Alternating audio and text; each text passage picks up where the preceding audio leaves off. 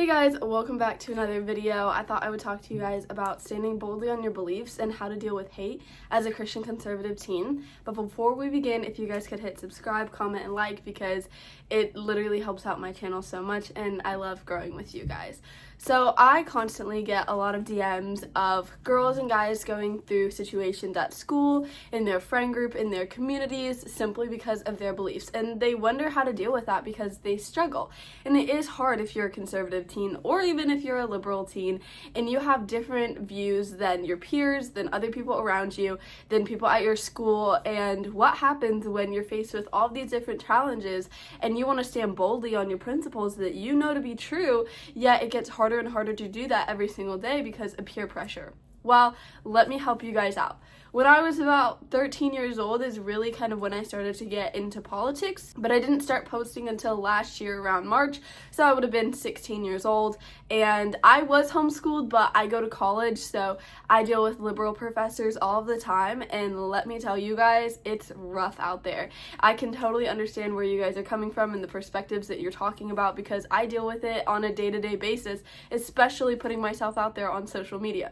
So, how do you defend your beliefs when people are coming at you? Well, that means that you have to study your beliefs. What do you believe? Why do you believe it? If you're a Christian, you should know the principles of the Bible, your own testimony. What does Jesus mean? What does his love look like? So for me, if somebody asked, why are you a Christian? My answer would be because I know to be true that Jesus Christ died for our sins, rose again 3 days later, and is sitting up high in heaven, and he will return again one day. Now that is a very broad answer, but if somebody asked me specific questions, I would be able to defend my faith. Is your proof that Jesus is not dead, that he just wasn't a fictional character? Well, because this entire book that was written over different timelines with people that never met came together to write one book, the best book in the entire history that has gone through generations and generations. People that never met each other, the timeline and stories fit in perfectly. The Shroud of Torah, if you've ever seen it. The overwhelming amount of archaeological finds that date back to the BC era, the AD era, and it shows and it proves the things of the Bible are true. And also scientifically as well, that there was a worldwide flood and all of these things. So I could give you guys all of the rundown on that, but you didn't ask for that. Let's say I'm just reciting evidence, okay? Evidence that God is good, evidence that he is alive, all of that stuff. But at the end of the day, what most people can't really fight with is your testimony. So my testimony is that when I was 12 years old, Jesus radically saved me. I went through severe depression, severe anxiety. It was so horrible. I couldn't almost get out of bed.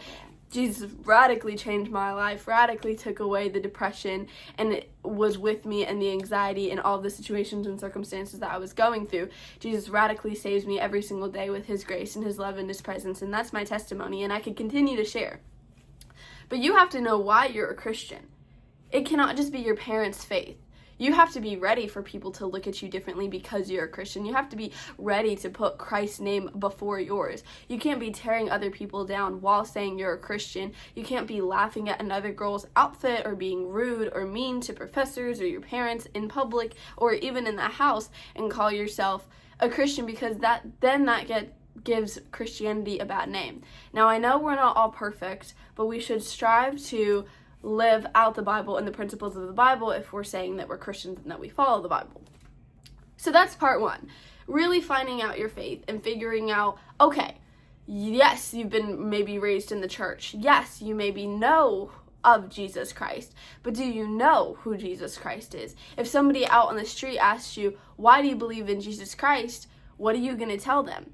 That's part one of this. That's step one, is knowing your beliefs and how to defend them. So I would do some research. You could look up scientific facts. You could go over your own testimony. You could read through the Bible. You could even talk and pray to God of, God, what is my story with you? How do I reflect that to other people? How do I share that with other people? Like I said, this is part one. And be prepared to get so much hate for it. Biblical perspectives on worldview things are that LGBTQ, that community, is so loved by Jesus Christ, but they are in sin. The abortion industry is evil, and it is horrible, and it is the murder of an innocent child.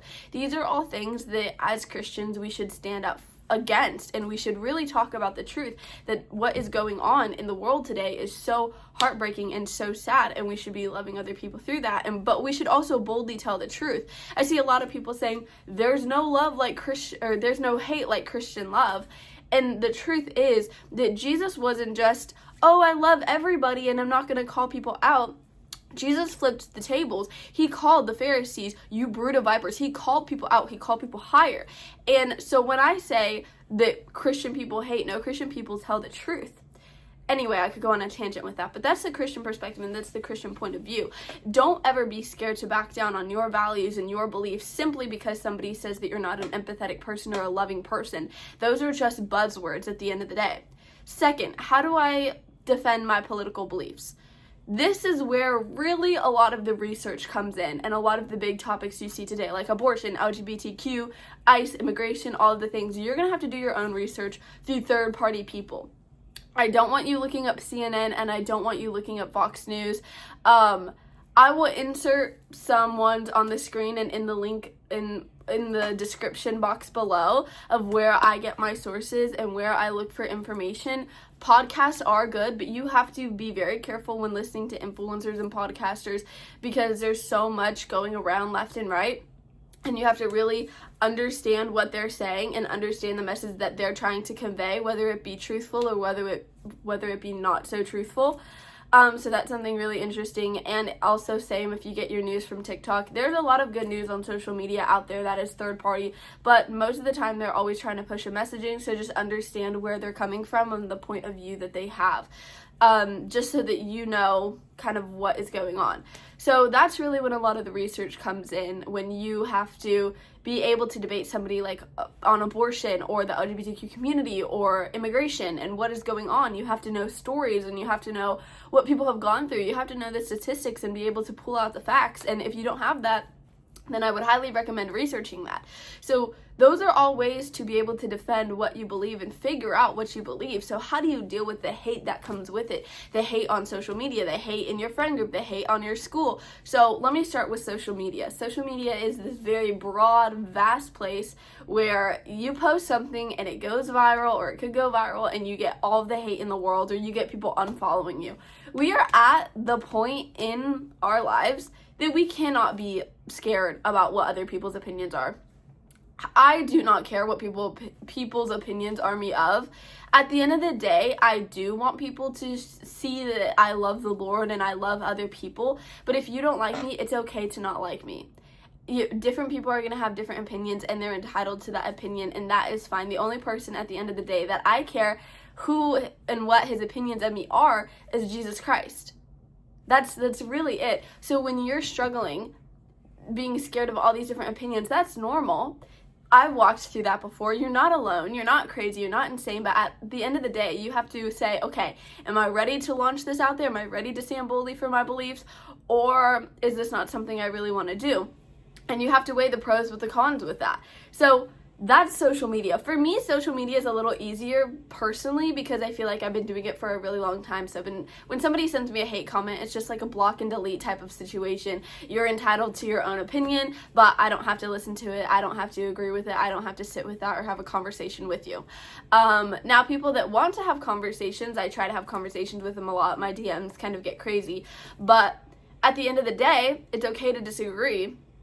And if the people in your comment section or the people in your DMs can't take that, then block and delete. So then how do you deal with it in your friend group? If your friends don't want to be friends with you because of your political beliefs and they weren't your friends in the first place, and I'm sorry I said that, you guys probably were not very close. I have friends that I don't completely agree with their political stances and vice versa. I have friends in the LGBTQ community that I don't agree with, but I'm still friends with them. Do they make up my close circle? No, my close circle is mainly people that agree with me and are walking the same life I am. But I have friends outside of that I hang out with and that I love, and I try to pour Christ's love into that, or my political beliefs into that. And we respect each other. We don't shy away from the hard topics or the controversy, but at the end of the day, we choose to put our friendship first and the things that we love first, instead of our political values and our political beliefs and who we would vote for. Because at the end of the day, that's what a true friendship is, and that's what America was built on, is being able to agree to disagree. So if they don't want to do that, then it's time that you find a different friend group. So how do you find a different friend group when you're a Christian conservative?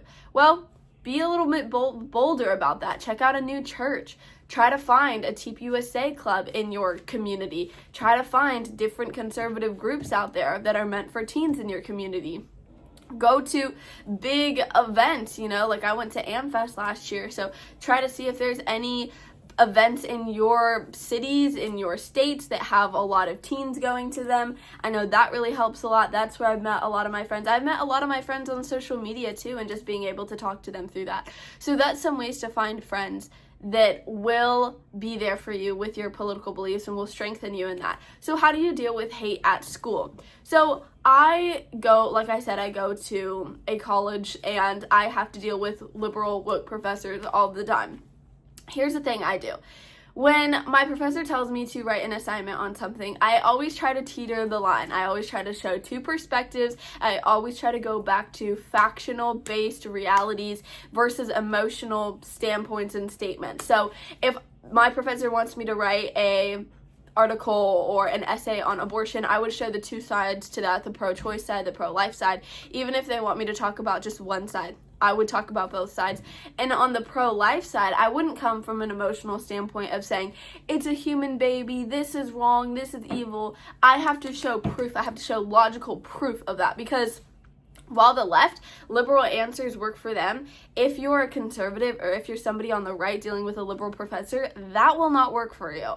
You have to show proof. You have to say, these are my sources, these are my sites, these are science-backed communities and science-backed articles that prove being pro-life means that you're fighting for life because it's a life in the womb. You have to stand firm on that, and you have to talk about the truth of that. Now, what happens when you get in trouble at your school for your beliefs? Well, you take it to the school board, you take it to social media, you take it to your principal, you take it to any single person that listens, because it is wrong for the school to try to punish you for your beliefs, whatever your beliefs are. They should not be able to shove beliefs down your system. If you're a conservative, if you're a Republican, and you don't want to write a paper on something because it conflicts with your beliefs and it conflicts with your Christian conservative values, then you shouldn't have to do that, and you should have to fight it. Now, let's say you just don't want to fight it. You just don't really want to go through the stress and the struggle. You don't want to put yourself out there. You're maybe scared about what your college will say or what your school will say to your college. Well, then, like I said, teeter the line. Show the two perspectives. Write it well so that it cannot be docked for grammar, but then they're really docking it off for what you said. Write a well article on it, and then you have to talk about the different perspectives. So if they want, like I said, if they want to talk about abortion, you have to show the pro-life side and the pro-choice side and mesh it together. Put your beliefs in there, put the truth in there, but also just have a well-written article. So I hope this helped you guys be able to understand some better perspectives to deal with hate and finding your community in this Christian conservative space that I'm sure we're all in. And just know that I'm here for any of you guys. My DMs are kind of open. I have to go through all my requests, but yeah, let me know if you guys liked this episode and other things that could help you guys become closer in your belief in your faith.